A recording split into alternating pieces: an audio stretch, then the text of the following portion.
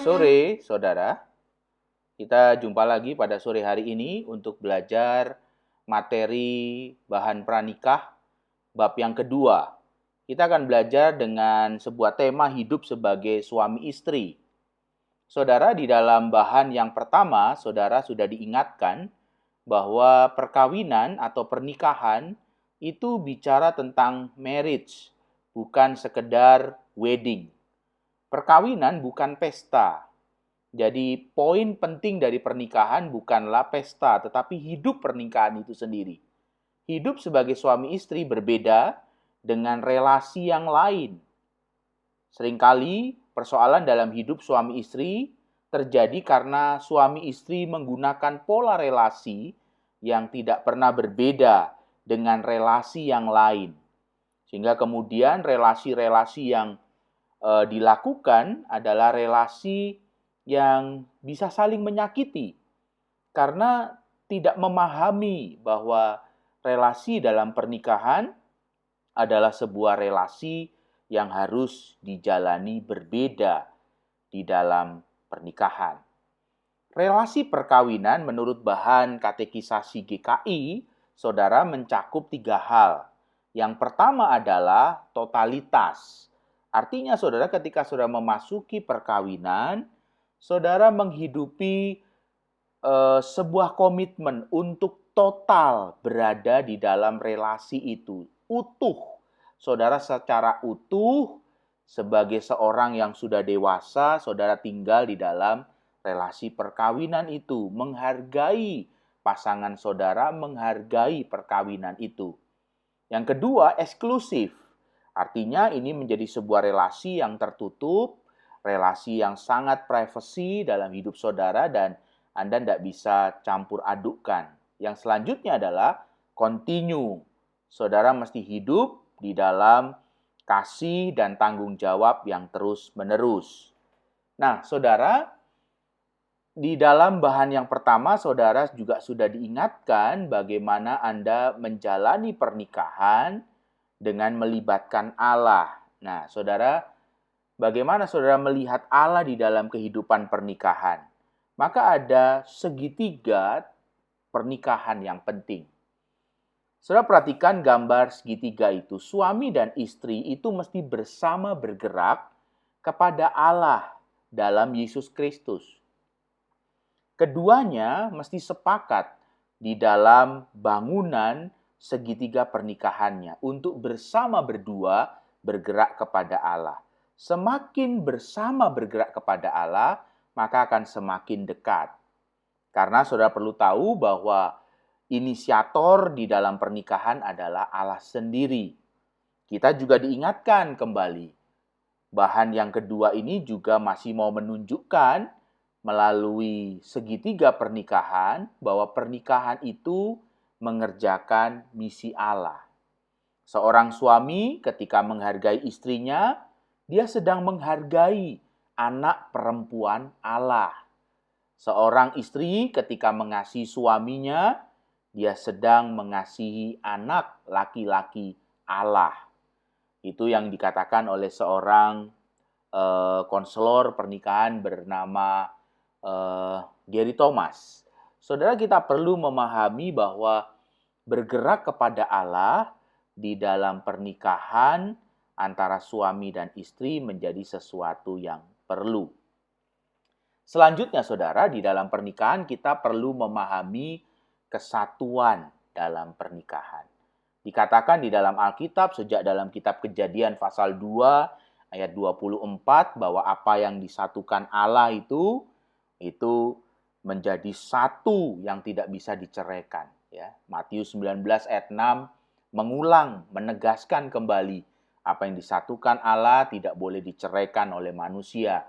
Kejadian 2 ayat 24 mengatakan bahwa mereka bukan lagi dua, tetapi mereka adalah satu daging. Nah, saudara, kita perlu memahami apa makna dari kesatuan itu. Kesatuan ini bicara tentang inisiator di dalam pernikahan itu. Inisiator di dalam pernikahan itu, kalau kita kembali pada kitab Kejadian, adalah Allah sendiri. Allah yang membangun pernikahan itu dan Allah yang memberi dasar bahwa pernikahan itu adalah kesatuan. Selain itu, saudara, kesatuan menunjukkan bahwa manusia, laki-laki dan perempuan, dilibatkan untuk bertanggung jawab. Kesatuan adalah sebuah komitmen. Menjadi satu tidak sama dengan menjadi sama. Ya, satu itu bukan sama. Jadi ketika saudara memasuki pernikahan, saudara tidak diminta untuk jadi sama dengan suamimu atau istrimu, tetapi menjadi satu. Sekalipun banyak orang di dalam tradisi-tradisi berkata bahwa orang kalau semakin mirip dalam pernikahan berarti itu jodoh gitu ya. Tetapi pernikahan Kristen tidak meminta saudara untuk menjadi sama, tetapi menjadi satu. Artinya, kesatuan itu sebuah komitmen, sebuah keputusan untuk saling melayani, untuk saling hidup dalam pengabdian. Seorang konselor pernikahan bernama Gary Smalley pernah mengatakan dalam bukunya, "Cinta adalah keputusan." Saudara, kita perlu belajar bahwa mencintai itu sebuah komitmen, sebuah keputusan, bukan sekedar perasaan. Perasaan kita bisa berubah ketika situasinya berubah. Tetapi komitmen, keputusan, itu akan terus dikerjakan sebagai sebuah tanggung jawab. Kesatuan itu yang pertama harus dipahami dalam peran, saudara. Peran suami istri. Peran suami istri yang pertama adalah memahami bahwa di dalam kesatuan itu, di dalam pernikahan, yang terpenting bukan lagi aku, tetapi kita. We. Kita, itu we yang pertama. Lalu we yang kedua adalah kita perlu melihat bahwa kesatuan itu dibangun oleh Allah dengan menghadirkan penolong yang sepadan. Penolong yang sepadan di sana tentunya penolong yang menjadikan kita kuat. Keduanya bersedia menjadi penolong. We yang kedua, W-E-E, menjadi kecil. Dan yang ketiga adalah mengejutkan di dalam kehidupan cinta kasih.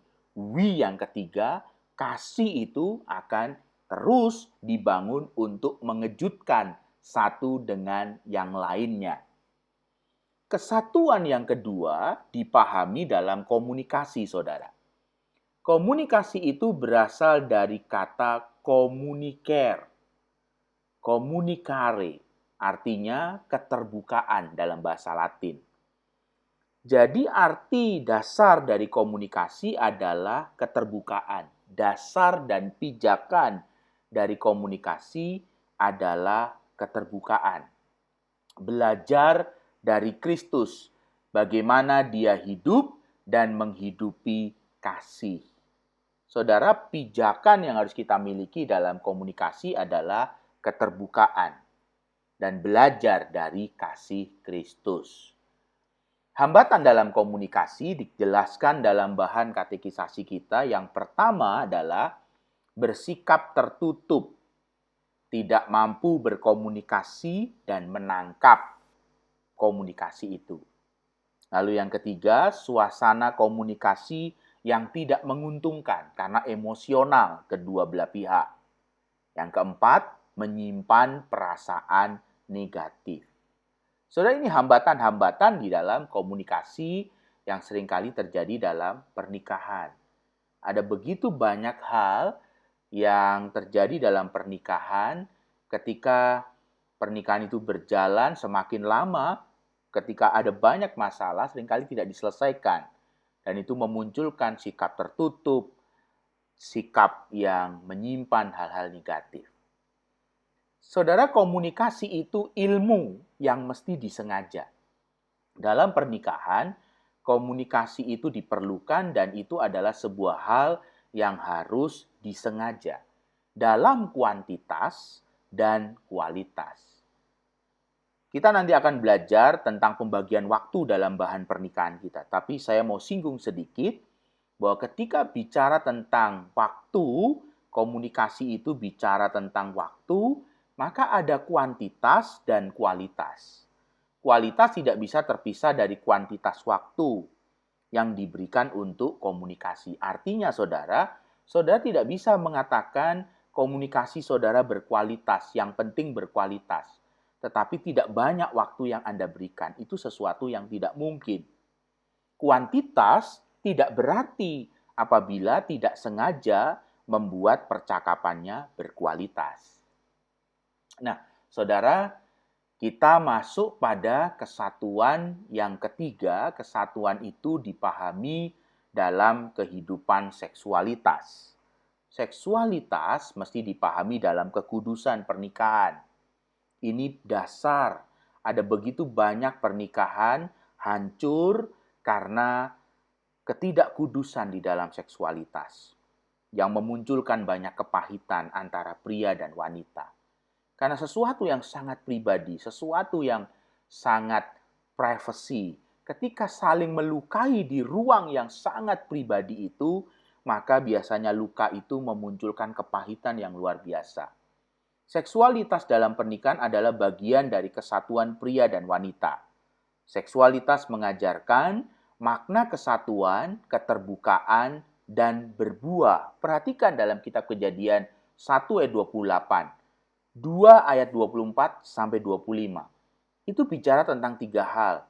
Seks itu bicara kesatuan, bicara tentang berbuah, dan itu yang ditunjukkan di dalam kitab Kejadian. Sudah perhatikan Kejadian 1 ayat 28. Di mana di sana dikatakan beranak cuculah. Dalam terjemahan bahasa Inggris dikatakan fruitful, ya, berbuah. Artinya, saudara, pernikahan, seksualitas itu di dalam Alkitab selalu tidak bicara persoalan hawa nafsu. Ini konteks kitab Taurat, di mana orang Israel menuju tanah Kanaan. Dan orang Kanaan itu sangat tidak menghargai seksualitas, bahkan anak. Penyembahan berhala di tengah-tengah bangsa Kanaan itu dilakukan dengan seksualitas asusila dan pengorbanan anak. Alkitab memberi perspektif yang lain dan meletakkan seksualitas itu di dalam pernikahan, dalam perkawinan. Dengan demikian, saudara, kita bisa menyimpulkan, saya mau beri sedikit kesimpulan, bahwa hidup perkawinan kita hidup bersatu karena Allah dan bagi Allah. Itu dasar yang penting. Nah, sekarang saudara, mari kita diskusikan bahan ini. Apa komitmen-komitmen Anda sebelum Anda memasuki pernikahan untuk dihidupi bersama? Saudara perlu memikirkan, di dalam hidup perkawinan ini, komitmen-komitmen apa yang Anda akan lakukan dalam kehidupan perkawinan. Tanpa komitmen, saudara tidak bisa melakukan sesuatu bagi Allah dan bagi pasangan saudara. Amin.